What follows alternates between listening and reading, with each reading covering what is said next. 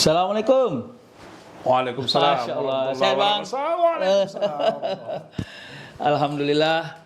Hari ini datang lagi ke Hal Ataka, rumah besar Prof. Akmal berkreasi. Sehat bang? Alhamdulillah. Gimana Haji Sukri, sehat ya? Alhamdulillah. Ini sehat. baru ceramah dari mana? Ini baru olahraga tadi. Ini sekarang harus perlu olahraga Ya, betul, supaya betul. menyeimbangkan kesehatan. Betul, betul. Kawan-kawan sekalian dari Hal Ataka, hari ini saya hadir sengaja di rumah besar Prof. Akmal Tarigan ini.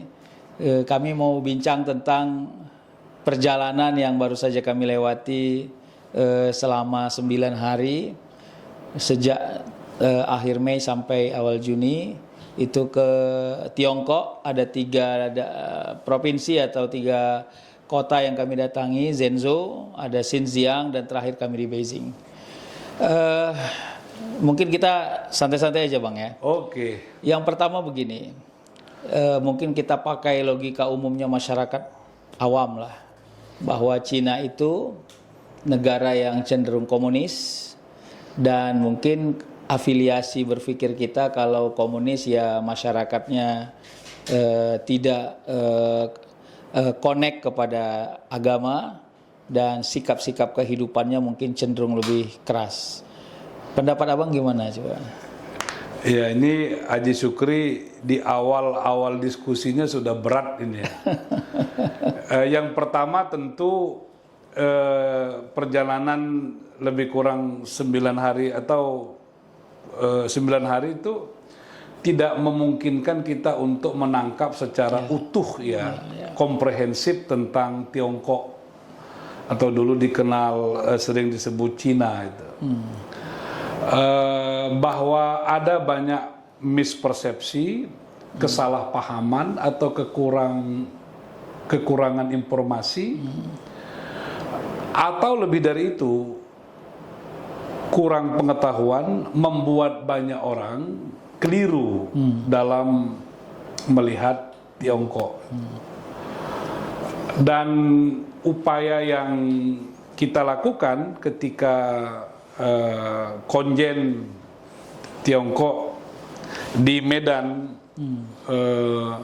memfasilitasi kita untuk berkunjung ke Tiongkok, ke beberapa daerah yang Haji Sukri tadi sebut, itu sebenarnya untuk lebih mendekatkan pemahaman kita terhadap Tiongkok, terutama bagaimana relasi negara dengan Islam, atau secara umum dengan agama-agama lain.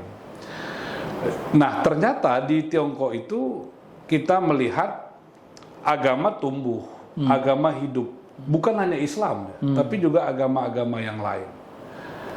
Kalau begitu, kita bisa melihat bahwa Tiongkok itu partai pemenangnya mungkin itu komunis, ya, partai komunis.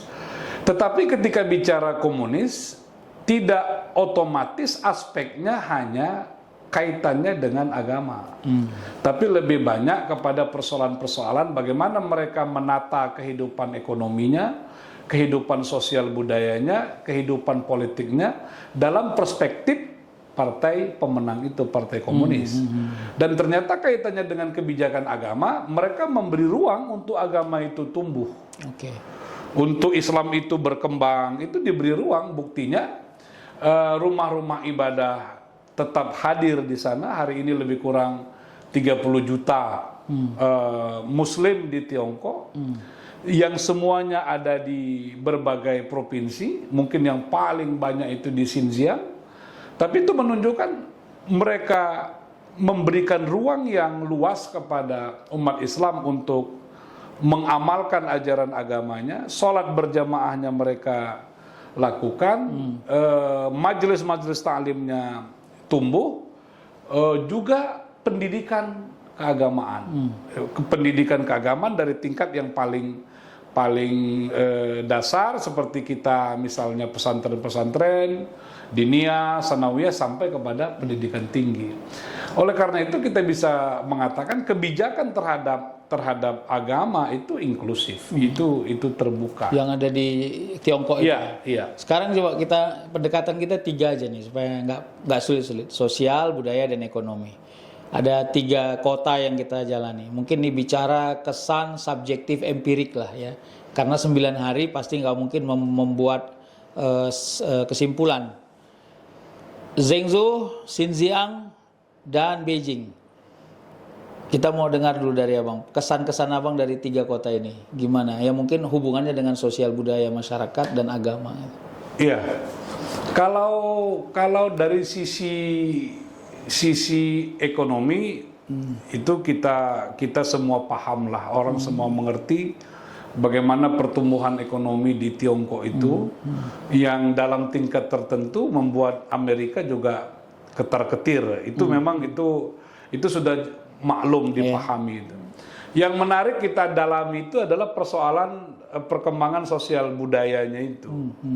Nah, sosial budaya, saya melihat orang-orang di Tiongkok atau masyarakat di sana itu hidup dalam 3 masa, ya, dalam 3 masa yang itu dalam satu tarikan nafas, kira-kira begitu, dalam satu tarikan nafas. Ini bisa terlihat ya bagaimana mereka benar-benar bisa menjaga tradisinya. Tradisinya masa lampau itu dilestarikan. Dilestarikan bukan hanya dalam bentuk museum yang kita saksikan di Zhengzhou, di Xinjiang, itu ada museum. Yang museum itu merekam dengan sangat lengkap asal-usul perkembangan Tiongkok sejak masa paling awal, dari era ke era, dari dinasti ke dinasti, itu terekam dengan baik di museum-museum itu.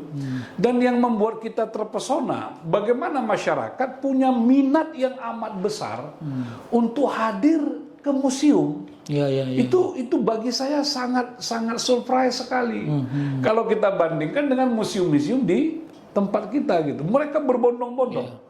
Kita melihat bagaimana kita berdesak-desakan untuk melihat berbagai macam peninggalan. Itu sebenarnya memelihara ingatan masa lalu, dan ingatan masa lalu itu bisa membuat rakyatnya itu diikat oleh satu sejarah yang sama. Itu yang menurut saya keunggulannya. Tetapi juga mereka melestarikan budayanya itu lewat tarian gitu, tarian klasik itu. Nyanyian klasik itu ditampilkan. Itu menurut saya sesuatu yang luar biasa, sehingga memori kolektif masyarakat Tiongkok itu ke masa lalunya itu sangat kuat, sehingga menjadi perekat gitu. Inilah yang menjadi modal mereka untuk menatap masa depan. Nah, kalau saya pernah ingat apa yang pernah dibilang Pak Habibie itu.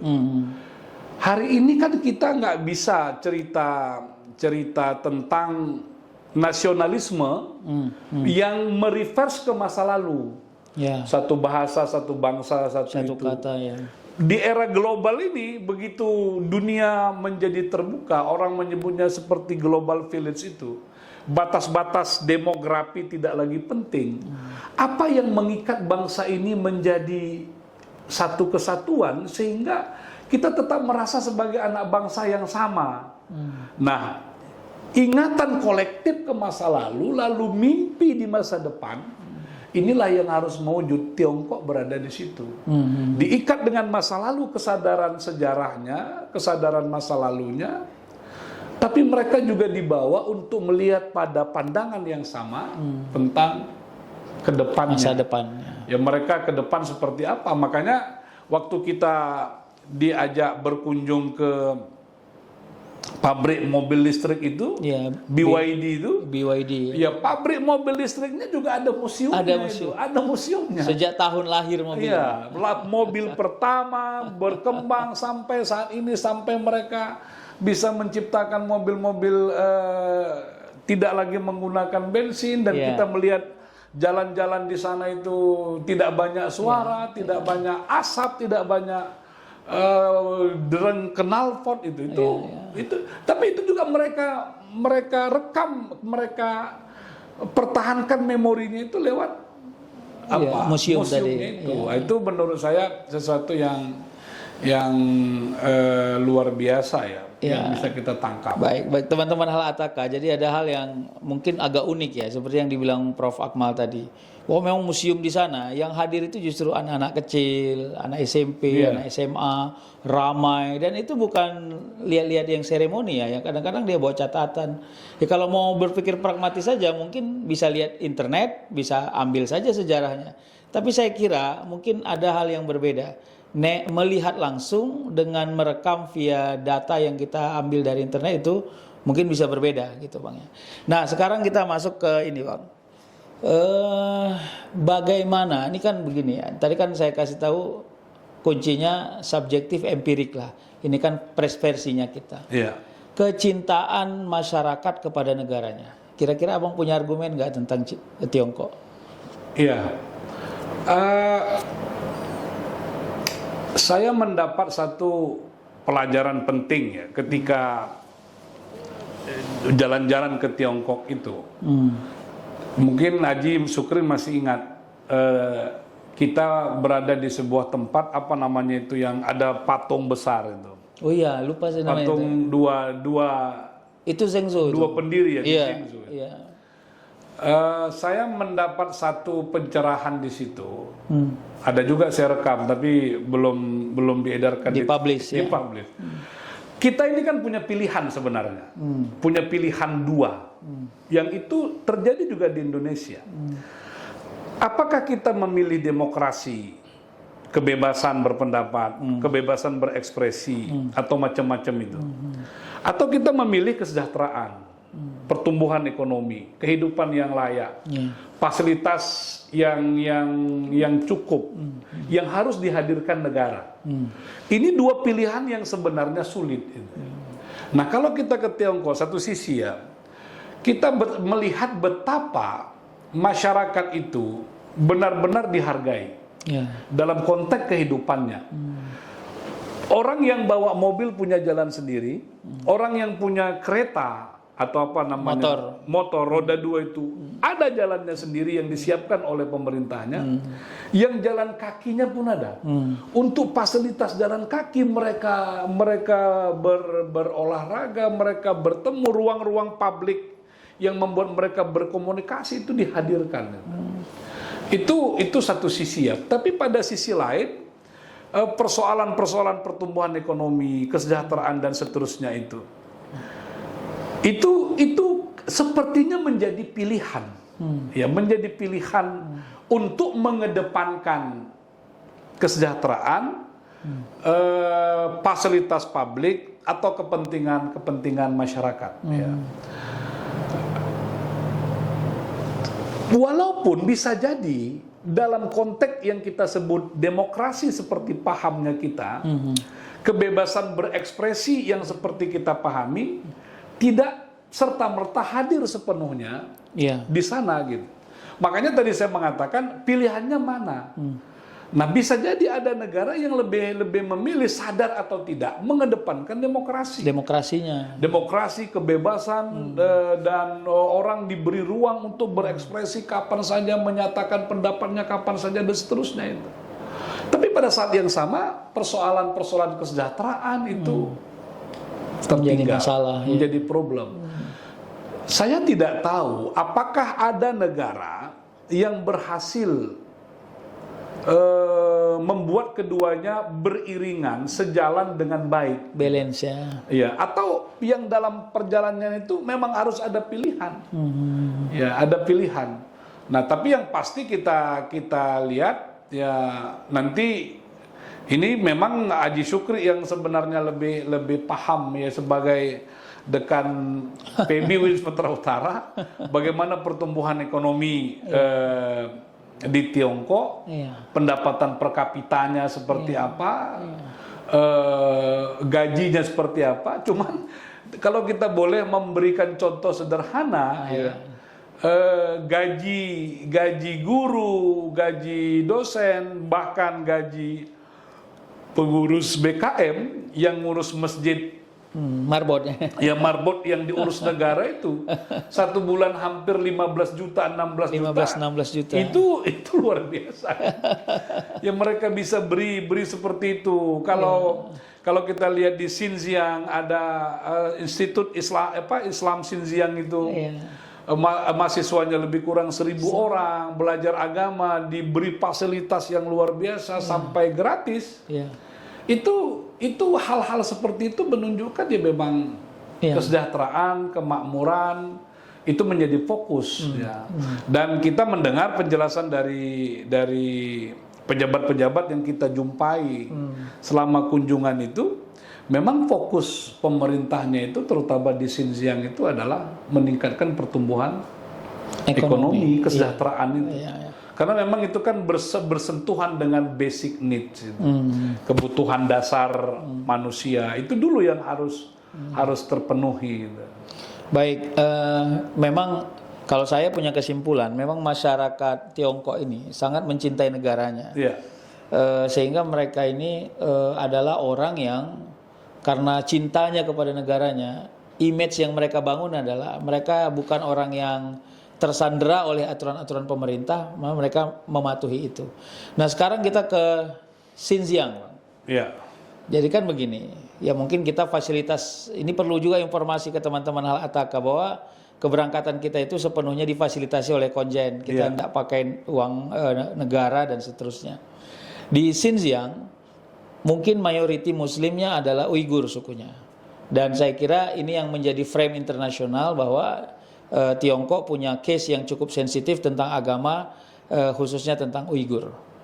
Abang punya persepsi sendiri nggak?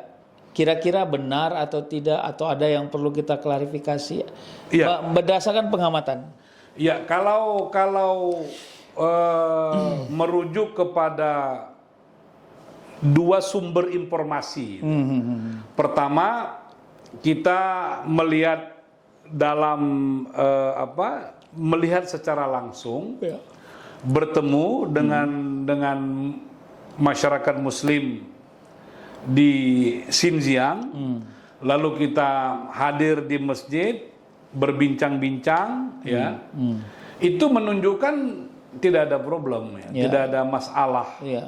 Mereka melaksanakan ajaran agamanya, tidak ada hambatan apa-apa, malah mereka diberikan fasilitas. Dan di Uighur tuh, di Xinjiang tuh banyak masjid kan. Makanya kita bertemu dengan bapak ini jadi imam di masjid anu, betul. Dan itu bertumbuh gitu. Bahwa ada mungkin di daerah-daerah tertentu di daerah-daerah tertentu ada kelompok-kelompok minor yang merasa tidak puas dan seterusnya, itu tetap ada ya. Orang yang tidak puas, orang yang tidak ini, ya itu bisa jadi di negara manapun ada gitu. Atau bisa jadi ada kelompok-kelompok minor yang dia punya relasi dengan negara-negara luar. Itu tetap ada ya. Tapi secara umum kita melihat bahwa kehidupan beragama di Xinjiang itu tumbuh. Malah kita melihat pemerintah Tiongkok itu menyadari dan mengapresiasi keberadaan Muslim di Xinjiang. Walaupun Haji Sukri dan saya nggak paham. Ketika kita lihat di bandara, di jalan-jalan ada tulisan Cina, tapi ada tulisan huruf-huruf hijaiyah gitu. Huruf hijaiyah. Dan itu bukan bahasa Jawi. Bukan juga bahasa Arab asli, tapi itu bahasa mereka itu kan yang ditulis dalam bahasa Arab. Itu diberikan ruangnya gitu. Itu tampil di publik gitu. Itu menurut saya sebuah pengakuan negara terhadap keberadaan mereka. Lalu keberadaan majelis-majelis ulamanya. Betul. Majelis ulamanya, dan di parlemen itu kita mendengar secara langsung ada perwakilan Muslim. Yang perwakilan Muslim ini menjadi jembatan, baik jembatan ke pemerintah, dia juga menjadi jembatan ke masyarakatnya. Dan kita kan mendengar bagaimana pemerintah begitu disampaikan oleh perwakilan Muslim, misalnya bagaimana pemakaman umat Islam. kalau ada kematian itu, pemerintah memberi tempat, ya, memberi ruang, memberi tanah untuk pemakaman. Itu. Ya, mereka mengakui keberadaan itu. Itu satu hal itu. Yang kedua, yang menurut saya itu sangat penting, dan itu saya tulis di media massa, keberadaan yang dalam bahasa kita di sini pesantren-pesantren, madrasah-madrasah. Dan muaranya itu Institut Islam Xinjiang itu. Muaranya ke sana. Nah, Institut Islam Xinjiang itu yang pendidikan tingginya mendidik anak-anak Muslim di situ untuk belajar agama dan menguasai praktik-praktik keagamaan. Untuk jadi imam, untuk jadi khotib, untuk jadi bilal-bilal mayat. Itu mereka diasramakan, mereka diajari, mereka dibimbing, dan itu free. Dan kita lihat fasilitas musallanya, masjidnya, tempat olahraganya, kantinnya yang sangat representatif itu. Nah, kalaulah kita mengatakan pemerintah Tiongkok tidak apresiatif, ya, atau tidak memberi ruang yang besar terhadap pertumbuhan Islam, itu tidak mungkin itu dilakukan itu. Dan kita melihat, ya, mereka mengekspresikan keagamaannya itu, ya, tanpa ada hambatan apapun. Iya, baik. Jadi termasuk di kota-kota yang mayoriti Muslim, bupati atau wali kotanya juga dari Muslim itu. Iya. Nah, termasuk di DPRD-nya ataupun DPR pusatnya. Baik teman-teman Hal-Ataka sekalian. Jadi memang banyak yang mau kita frame, ya. Jadi termasuk ini kan begini. Gagal pahamnya kita adalah kita mengekspos informasi secara generik, tapi kita belum tahu kondisi faktualnya. Jadi memang itulah gunanya berjalan ke satu tempat, lalu kita bisa menyimpulkan dan melihat langsung, ya. Nah, sekarang bicara tentang praktek keislaman. Saya baca tulisan Abang di mimbar umum itu mudah. Menurut Abang gimana Islamnya orang Tiongkok? Iya. Saya punya contoh sederhana itu. Ketika kita belum memahami secara utuh dalam konteks beragama, mana yang ajaran agama, mana yang budaya. Nah, ini kan musim haji ini. Kalau orang-orang pergi haji, itu umat Islam pada umumnya, ya, apalagi yang tidak akrab dengan studi-studi agama, itu sering mengalami shock culture. Ketika dia merasa, misalnya mukena, telekung, itu bagian dari yang tidak bisa dipisahkan. Ajaran Islam dalam sholat yang tidak boleh, harus ada. Ya, padahal ketika kita bersentuhan dengan dunia luar, yang mengenakan telekung itu, mukena itu kan Muslim Melayu. Tapi di sana kan tidak ada gitu, ya. Nah, ini memberikan satu penjelasan aspek agama itu pada kenyataannya ada yang memang yang bersifat mansus, ya, yang teoritik, ada yang dia bentukan budaya. Walaupun tetap terkait bagaimana menutup aurat yang baik. Ulama-ulama Melayu merumuskannya ketika sholat pakai mukena. Di Tiongkok, dan beberapa daerah lain kan tidak seperti itu. Kita lihat Muslimnya, ya, mereka hanya memastikan dia menutup aurat. Dia menutup aurat, ya sudah cukup. Dengan baju yang mereka pakai. Dengan baju itu sendiri mereka melaksanakan sholat. Nah, yang kita berada di Masjid Baida itu, ya, bagaimana menyelenggarakan sholat Jumat itu simple sekali.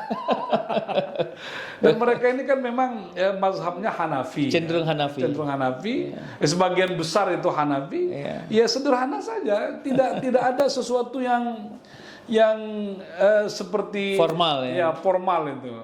Ya, kita terkejut, kita dibawa duduk, lalu dia khotib aja, berdiri dia khutbah, selesai khutbah dia bawa sholat, selesai itu kan. Dan memang bagi masyarakat Tiongkok itu yang mungkin teknologi mereka berada di atas rata-rata penduduk dunia, kemampuan sains mereka juga demikian. Mazhab Hanafi yang rasional ini itu lebih mudah mereka terima gitu. Yang simple, yang mudah, yang sederhana, tapi bisa dengan praktis dilaksanakan. Itu yang bisa kita lihat ya. Jadi memang banyak pelajaran penting lah gitu yang bisa kita ambil. Ya, beragama itu seringkali atribut ya, bukan atribut, atau seremoni-seremoni yang mengiringi praktek-praktek keagamaan itu yang akhirnya membuat kesannya menjadi serius atau rumit, kaku gitu. gitu. Ya. Mereka tampil tidak begitu. Bahwa kita mendapat kesan loh, bagaimana tampilan keislamannya tidak seperti Indonesia yang nggak sama. Ya, kalau disebut apa sih yang menunjukkan dari sisi pakaian mereka itu kita pahami Muslim, ya itu hanya pakai itu aja. Kalau sebagian Muslim dia pakai kerudung, dia pakai lobe putih itu udah selesai gitu. Tapi mereka masuk surga juga itu kan, Bang? Insya Allah. Itu kan tempat amilah solihan itu kan. Saya cuma mau katakan begini, bahwa kooptasi yang kita bangun atas pemahaman-pemahaman kita ternyata tidak mendelete cara beragama orang yang berbeda-beda. Kan itu termasuk Islam, itu yang kita bilang tadi. Sehingga akhirnya kalaupun kita bilang Tiongkok Muslim dan akses keagamaan tidak pernah berpisah dan diberi ruang yang besar itu. Nah, ini kita di penghujung karena kita nggak boleh lama-lama juga. Kalau diajak ke Tiongkok lagi masih mau nggak? Ya tentu mau. Gitu. Tapi ada sebelum kita tutup ada satu yang menarik itu. Di beberapa masjid, beberapa masjid yang kita temui, yang terakhir itu di Dongxi ya. Dongxi, Masjid Dongxi. Di Beijing. Gitu. Saya terpesona itu, bagaimana mereka punya perpustakaan, bagaimana mereka punya kitab-kitab klasik. Dan itu dijadikan buku-buku di perpustakaan. Tapi yang membuat saya terkesan itu bagaimana mereka memelihara Al-Quran yang ditulis tangan, yang masanya ratusan tahun, dan itu disampaikan kepada kita menjadi khazanah yang dipelihara negara. Negara ikut andil di dalam. Negara ikut andil, dipelihara oleh negara, dan negara membantu pembiayaan. Bagaimana itu dia terjaga. Dan itu kan sampai kita melihat mereka sudah melakukan digitalisasi. Digitalisasi terhadap berbagai macam karya-karya Al-Quran yang ditulis tangan sedemikian rupa itu. Saya melihat penjagaan mereka terhadap kekayaan khazanah itu luar biasa. Tapi kalau waktu Haji Sukri yang ke Guangzhou itu suasananya ada beda nggak dengan yang kita? Hampir sama. Jadi memang hampir kesimpulannya di setiap daerah mereka itu punya museum, dan kalau spesifik ke masjid ada museum versi masjidnya. Dengan model-model yang berbeda. Ada yang bagaimana bangunan masjid yang lama, yang baru. Nah, kalau Guangzhou kan termasuk makamnya Sa'ad bin Abi Waqqas itu kan. Sehingga akhirnya ini nanti menjadi cermin bahwa utlubul ilma walau bisin itu kelihatannya serius jadinya. Bukan sesuatu yang di framing karena ingin menjual Tiongkok kira-kira gitu. Nah, jadi kawan-kawan sekalian, Prof. Akmal, tidak akan sempurna perbincangan kita ini karena hati kita yang merasa daripada perjalanan yang kita lewati itu. Tapi kesimpulan kita sederhana, memang Islam akan hadir dimanapun dengan varian yang berbeda-beda. Dan menariknya Tiongkok, menurut kesimpulan kita secara subjektif empirik yang kita lihat, tidak pernah mengintervensi agama apapun termasuk Islam. Termasuk tadi yang dibilang Prof. Akmal terakhir, dari Masjid Beijing itu kebetulan kita ketemu dengan ketua Majelis Ulama Tiongkoknya langsung ya. Kalau di Indonesia itu ketua MUI pusat lah kira-kira gitu. Dia katakan masjid yang ada di Tiongkok itu difasilitasi negara, kalau hitungan rupiahnya bisa belasan M per tahun. untuk memaintenance semua apa yang mau dijaga di masjid sana. Kalau seandainya negara mengintervensi Islam, mana mungkin difasilitasi. Iya. Baik, saya kira itu. Makasih Bang Akmal. Ya, makasih. Kunjungan yang luar biasa hari ini saya hadir di Hal Ataka. Insya Allah Hal Ataka terus eksis dengan tema-tema yang menurut kita akan berkontribusi membangun masyarakat. Wassalamualaikum warahmatullahi wabarakatuh. Waalaikumsalam warahmatullahi wabarakatuh.